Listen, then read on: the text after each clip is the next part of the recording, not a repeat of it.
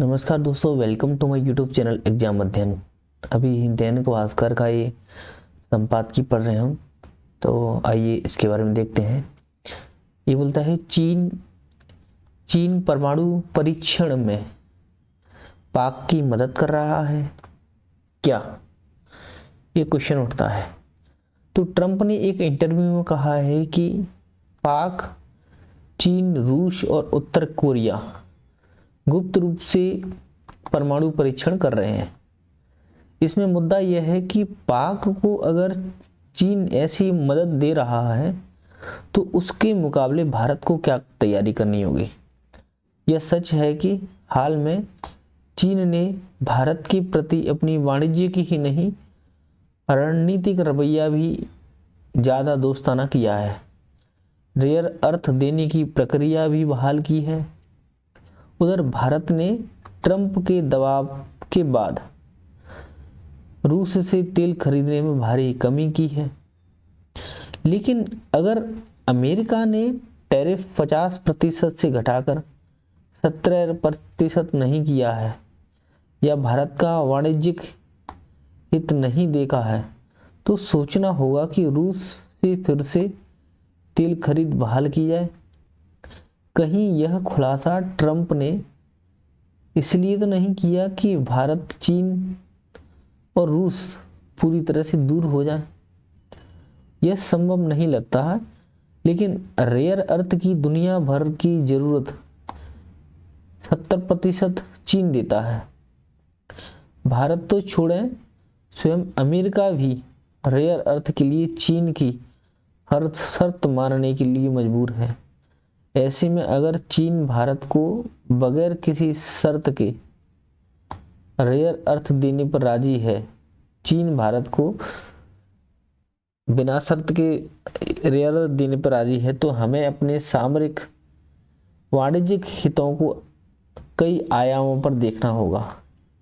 रूस कई दशकों से हर गाड़े वक्त पर भारत के साथ खड़ा रहा है, जबकि अमेरिका का रिकॉर्ड पाक को हमारे खिलाफ खड़ा करने और हथियारों से लैस करने का देखा जा चुका है।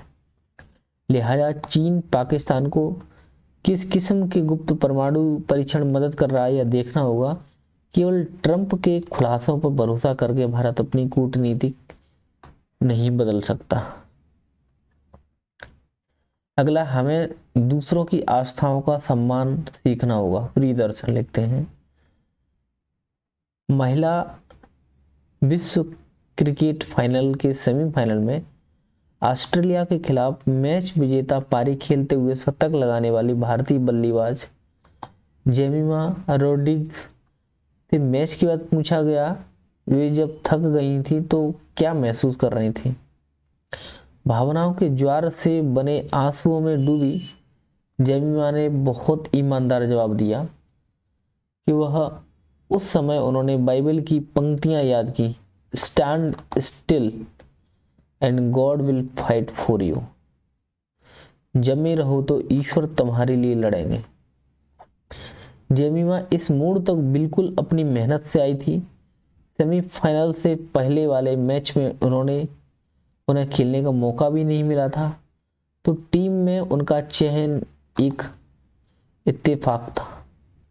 लेकिन इस संयोग से मिले अवसर को उन्होंने अपने पराक्रम से एक ऐतिहासिक उपलब्धि में बदल डाला।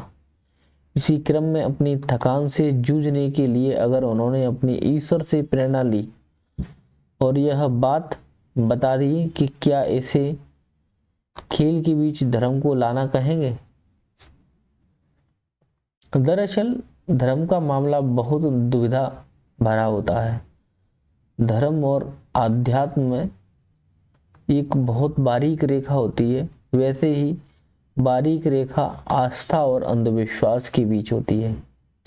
शायद इसलिए कुछ मोटी रेखा धार्मिकता और सांप्रदायिकता के बीच होती है। हमें पता नहीं चलता है कि कब आध्यात्मिक होते होते धार्मिक हो जाते हैं और आस्थावान होते होते अंधविश्वासी हो जाते हैं। हमें पता भी नहीं चलता है कि कब धार्मिक होते होते सांप्रदायिक हो जाते हैं। आज के भारत में धार्मिक पहचानें भी निशाने पर हैं, या वही शायद सबसे ज़्यादा निशाने पर है। हर किसी को हिंदू, मुस्लिम, सिख, ईसाई के रूप में पहचाना जा रहा है। यहाँ से वह सांप्रदायिकता शुरू होती है, जो इन पहचानों के आधार पर राष्ट्रीयता या प्राथमिक नागरिकताओं का निर्माण शुरू करती है। भारतीय क्रिकेट टीम की रिकॉर्ड जीत के मौके पर जेमिमा के वक्तव्य के साथ ही कईयों को उनकी धार्मिक पहचान याद आने लगी। इनमें वे उदारवादी लोग भी शामिल हैं जिन्हें लगता है कि खेल और धर्म के घालमेल में रियायत किसी को नहीं मिलना चाहिए। वे भूल जाते हैं कि रियायत सबसे ज़्यादा वे लोग ले रहे हैं जो बहुसंख्यक दुराचार्यों के मारे हैं। कितना सुंदर होता है कि हम खेलों को न राजनीति से जोड़ते, न कितना सुंदर होता, न धर्म से जोड़ते न राजनीति से जोड़ते, लेकिन वह हमने बुरी तरह से जोड़ रखा है। और बात करें खासकर क्रिकेट, हमारे राष्ट्रवादी उबाल के लिए एक अफीम का काम करने लगा है। इस राष्ट्रवाद की जो नई व्याख्या धार्मिक और जातिगत पहचान के रूप में शुरू हुई है, उसमें कभी जेमिमा रोड्रिग्स की ईसाइयत पर प्रश्नांकित किया जाता है, तो कभी सूर्य कुमार यादव को ओबीसी पहचान का परचम फहराया जा सकता है, और टीम में आर्थिक पहचान के आधार पर खिलाड़ियों के चयन का आरोप बीते दिनों लगाया भी जा चुका है। जबकि दुनिया भर में खिलाड़ी अपने आस्था का सार्वजनिक प्रदर्शन करते रहे हैं। फुटबॉल खिलाड़ी लियोनेल मेसी ने 22 का विश्व कप जीतने के बाद इसे ईश्वर का तोहफा बताया। वे कई बार गोल करने के बाद क्रॉस का चिन्ह बनाते देखे जा सकते हैं, लेकिन कोई मेसी को नहीं कहता है कि वे अपनी जीत ईश्वर में क्यों शामिल कर रहे हैं। पुट्टपर्थी के साईं बाबा के प्रति सचिन तेंदुलकर की आस्था जग जाहिर है, कोई इनसे प्रश्न नहीं करता। लेकिन जेमिमा जब पिच पर खड़े रहने की ताकत जीसस क्राइस्ट से हासिल करती है, तो इस पर सवाल पूछे जाने लगते हैं, क्योंकि हम आस्था को संदेह से देखते हैं और अंधविश्वास पर भरोसा करते हैं। जिस देश में धर्म की राजनीति की नियामक शक्तियां में एक हो, और जहां अल्पसंख्यक पहचानों के खिलाफ सार्वजनिक माहौल बनाया जा रहा हो, वह जेमिमा क्या अपनी ईसाई आस्था का प्रदर्शन कर सुरक्षित रह सकती हैं? हम इस मामले में अचानक तर्कवादी क्यों होते हैं? इस सवाल में हम सबका इम्तिहान है, हमारी भारतीयता का भी। अगला बिजनेस स्टैंडर्ड का संपादकीय है सेवा क्षेत्र में असंगठित उपक्रमों का जाल। आर कविता राव, जो लेखिका हैं, राष्ट्रीय लोक वित्त और नीति संस्थान नई दिल्ली की निदेशक भी हैं। देश में सेवा क्षेत्र के रोजगार संबंधी रुझानों पर नीति आयोग की हालिया रिपोर्ट ने देश के सकल घरेलू उत्पाद यानी जीडीपी में सबसे अधिक हिस्सेदारी रखने वाले इस क्षेत्र में रोजगार के हालात, सेवा क्षेत्र के बारे में बता रहे हैं, रोजगार के हालात को एक बार फिर से प्रकाश में ला दिया है। देश में रोजगार तैयार करने में सेवा क्षेत्र की भूमिका को रेखांकित करते हुए बताती हैं कि देश के कुल रोजगार में इसकी हिस्सेदारी 2011-12 में बात करें तो 26.9% थी। 2023-24 में हिस्सेदारी ऑलमोस्ट 30% यानी 29.7% हो गई है। यह 7 पहलुओं पर रोजगार के परिदृश्य का परीक्षण करता है: स्थानिक वितरण, लैंगिक यानी स्त्री पुरुष भागीदारी, रोजगार का प्रकार, आयु, शिक्षा और अनौपचारिकता और आय। क्या क्या? स्थानिक वितरण, लैंगिक यानी स्त्री पुरुष की भागीदारी, रोजगार का प्रकार, आयु, शिक्षा और अनौपचारिकता और आय। ये सभी प्रोफाइल ढांचागत चुनौतियों की पहचान के लिए प्रयोग की जाती हैं। ये जो प्रोफाइल है किसके लिए? ढांचागत चुनौतियों की पहचान के लिए की जाती हैं। तो अर्थव्यवस्था में उत्पादक और लाभकारी रोजगार को बढ़ाने की चुनौती से निपटने के लिए रिपोर्ट में नीतिगत विकल्पों की सूची दी गई है। तो इस आलेख में इन प्रोफाइलों में एक यानी औपचारिक बनाम अनौपचारिक रोजगारों के प्रभाव की पड़ताल करेंगे। तो सबसे पहले ध्यान देते हैं कि रिपोर्ट में विभिन्न क्षेत्रों के लिए रोजगार के कोविड के पहले और बाद में मौजूदा रोजगार की प्रत्याशा की तुलना पर। तो कोविड के बाद कृषि, विनिर्माण और सेवा क्षेत्र तीनों में रोजगार की प्रत्याशा बढ़ी है। सेवा क्षेत्र की बात करें तो उसकी प्रत्याशा 0.35 से बढ़कर 0.63 हो गई है। यह सुखद है, लेकिन चूंकि प्रत्याशा 1 से कम है, इसलिए संकेत मिलता है कि उत्पादन वृद्धि और मूल्यवर्धन रोजगार में उल्लेखनीय वृद्धि के रूप में सामने नहीं आया है। दूसरी ओर कृषि और विनिर्माण की प्रतिष्ठा इलास्टिसिटी के बारे में बात करें, ये 1 से अधिक है। इसमें इजाफे की वजह कोविड-19 महामारी के बाद आर्थिक गतिविधियों में लगाव झटका भी हो सकता है, और एक बार आर्थिक गतिविधियों में स्थिरता आने के बाद इसमें कमी आई। और परंतु कृषि में उच्च प्रत्यास्थता चिंतित करने वाली हो सकती है, क्योंकि यह समग्र रोजगार अवसरों के लिहाज से कमजोर है। इसमें उत्पादक रोजगार बढ़ाने की आवश्यकता है। सेवा क्षेत्र में रोजगार की औपचारिक अनौपचारिक प्रोफाइल की बात करें तो रिपोर्ट के अनुसार 51% नौकरियां नियमित वेतन वाली हैं, जबकि 45% लोग स्वरोजगार में लगे हुए हैं।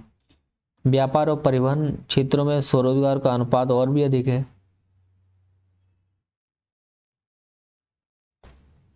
यदि हम अनौपचारिक नौकरियों को उन नियमित वेतन वाली नौकरियों के रूप में परिभाषित करें तो उनमें सामाजिक सुरक्षा लाभ नहीं मिलते हैं। तो सेवा क्षेत्र में औपचारिक नौकरियों की संख्या बढ़कर के 69% हो जाती है।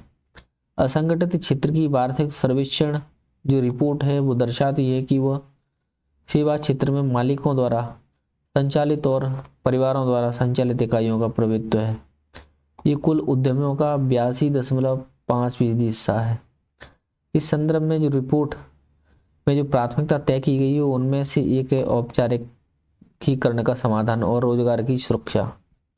यह सार्वजनिक लक्ष्य है और इस लक्ष्य की दिशा में नीतिगत सुझाव अधिक प्रदर्शन और नियम और सामाजिक सुरक्षा पर पहुंच पर ध्यान देते हैं। 2 सवालों के जवाब हासिल करने जरूरी हैं। औपचारिकीकरण की राह में क्या बाधा है और औपचारिक क्षेत्र के रोजगार पर आर्टिफिशियल इंटेलिजेंस का क्या असर हो सकता है। तो औपचारिकीकरण की बाधा है। असंगठित क्षेत्र के रोजगार में 2 घटक होते हैं, एक असंगठित उपक्रम और ऐसे औपचारिक उपक्रम जो बिना सामाजिक सुरक्षा के रोजगार प्रदान करते हैं। जो औपचारिक रोजगार के क्षेत्र की बाधा है, असंगठित क्षेत्र की दोनों श्रेणियों से अलग हो सकती हैं और असंगठित उपक्रम के लिए औपचारिकीकरण की एक कीमत चुकानी होती है, जो विभिन्न नियमन और करों का अनुपालन, वह भी बिना प्रत्यक्ष लाभ के। श्रम की लागत या प्रयास के प्रतिफल पर भी असर पड़ेगा, जिससे उपक्रम की व्यवहार्यता प्रभावित हो सकती है। दूसरी ओर कम कौशल वाले श्रमिकों के अतिरिक्त भंडारण की उपलब्धता यह भी दर्शाती है कि कार्यबल की सौदेबाजी की शक्ति सीमित है। इसलिए श्रम बाजार में मांग और आपूर्ति दोनों पक्षों के लिए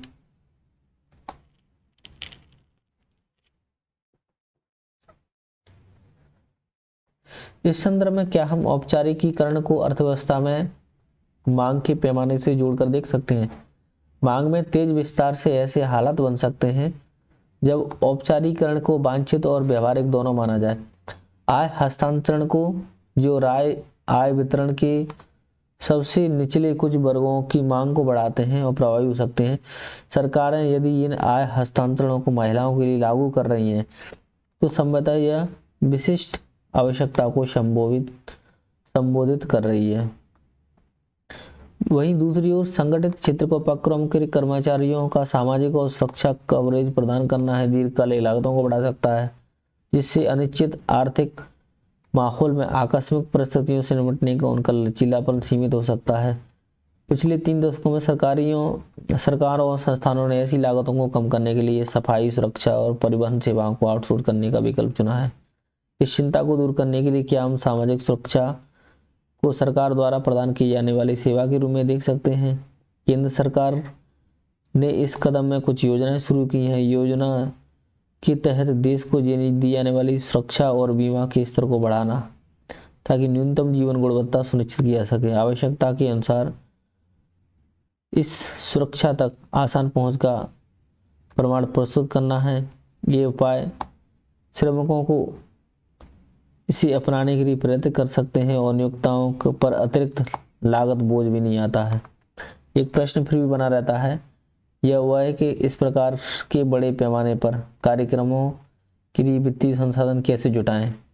आयकर व्यवस्था को अधिक व्यापक आधार पर तर्कसंगत बनाना एक तरीका हो सकता है। दूसरे सवाल की बात करें तो आर्टिफिशियल इंटेलिजेंस रोजगार पर बहुत बड़ा असर डाल सकता है। नीति आयोग की रिपोर्ट में international journal of innovative research and technology में प्रकाशित हुए ए कुमार के अध्ययन का हवाला देते हुए दिया गया और इस अध्ययन में संकेत दिया गया कि 40% से 50% दफ्तर नौकरियां समाप्त हो सकती हैं।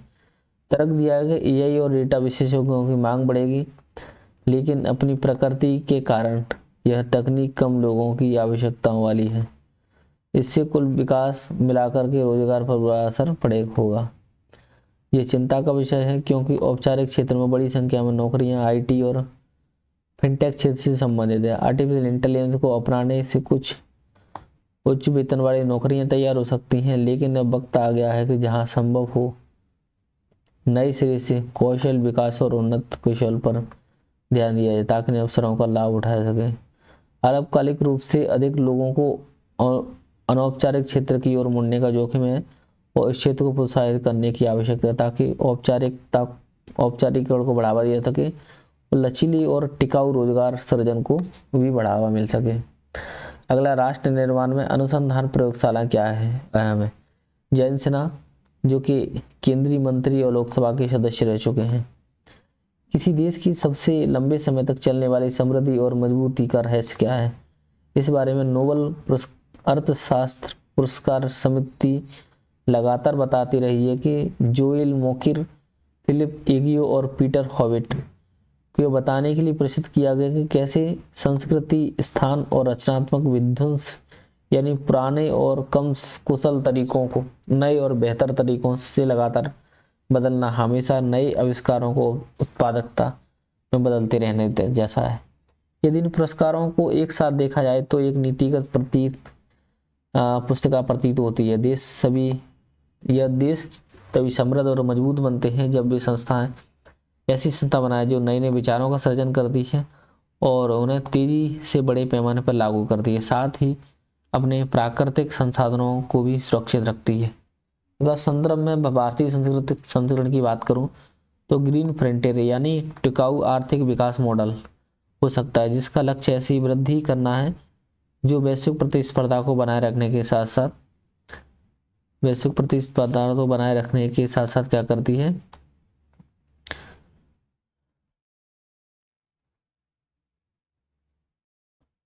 और भारत के लिए इसका मतलब है कि हमें तकनीकी संस्थानों का निर्माण करने की आवश्यकता है जाते स्थायी समृद्धि के इंजन बने। देशों ने कॉर्पोरेट अनुसंधान प्रयोगशालाओं का एक प्रमुख चालक के रूप में रखते हुए शक्तिशाली नवाचार तंत्र का निर्माण करके हासिल भी किया है। इन कॉर्पोरेट प्रयोगशालाओं को धैर्य के साथ टिकी रहने वाली पूंजी के साथ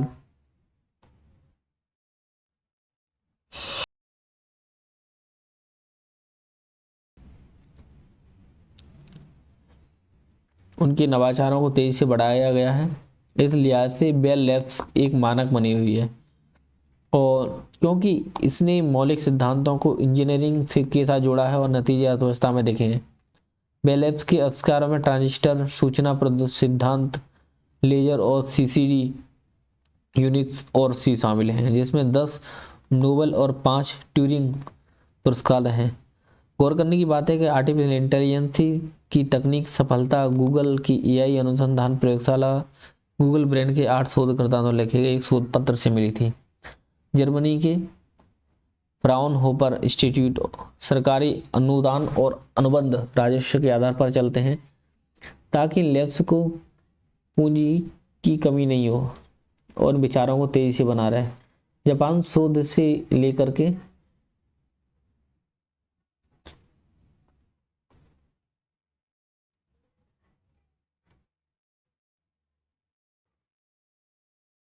जनसत्ता के संपादकीय है धोखाधड़ी का संजाल, इसको देखते हैं। पिछले कुछ समय से साइबर अपराधियों का संजाल जिस तरह से लगातार बढ़ता जा रहा है, उसमें डिजिटल हो रही व्यवस्था के सामने बहुत बड़ी चुनौती है। इस निपटने के लिए सरकार और जांच एजेंसियां के मौजूदा सुरक्षात्मक उपाय बौने साबित हो रहे हैं। साइबर अपराधी जो होते हैं ठगी की घटनाओं को अंजाम देने के लिए नए नए तरीके अपनाते हैं, जैसे डिजिटल अरेस्ट भी एक में से एक है, जिसके जरिए बड़े पैमाने पर लोगों को धोखाधड़ी का शिकार बनाया जाता है। और इसका अंदाज इससे लगाया सकता है कि केंद्र सरकार और केंद्रीय जांच ब्यूरो ने इस मामले में अब तक 3000 करोड़ रुपए से अधिक की उगाही किए जाने का अनुमान लगाया है। यही कारण है कि अब सर्वोच्च अदालत ने इस तरह के मामलों में सख्ती से निपटने की जरूरत पर बल दिया है। साथ ही अगर कहा है कि अदालत से कड़े आदेश पारित नहीं किए गए तो यह समस्या और भी गंभीर हो सकती है। गौरतलब है कि देश में सरकारी साइबर अपराधों के मामले में तेजी से बढ़ोतरी का आकलन राष्ट्रीय अपराध ब्यूरो ने हाल ही में रिपोर्ट में बताया है कि कहा है कि 2022 में जो मामले थे 70,000 के समथिंग थे और 23 में ये मामले 31% बढ़ करके 86,000 86,500 के समथिंग होंगे, 86,420। तो साइबर ठगी के ऐसे मामले जो आ रहे हैं, पीड़ित लोगों से करोड़ों रुपए हैंट लिए जाते हैं। और पिछले हरियाणा के अंबाला की बुजुर्ग महिला प्रधान न्यायाधीश को पत्र लिखकर कहा कि और उन्होंने उनके पति को डिजिटल अरेस्ट का कर अधिकारियों से उनसे 1 करोड़ रुपए से अधिक की रकम हड़प ली थी। इसके बाद शीर्ष अदालत ने इस मामले को लेकर सख्त रूप अपनाया है और सर्वोच्च न्यायालय ने इस दखल से उम्मीद है कि सरकार और जांच एजेंसियों की ओर से साइबर ठगों पर नकेल कसने के लिए जल्द ठोस और कारगर कदम उठाए जाए। साइबर संजाल की दुनिया में जिस रफ्तार से जोखिम पैदा हो रही है, उसमें व्यापक पैमाना डिजिटलीकरण के अहम और असुरक्षित होने को लेकर भी गंभीर सवाल उठने लगे हैं।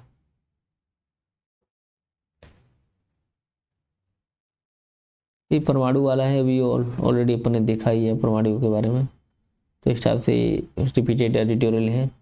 थैंक यू, जय हिंद, जय भारत।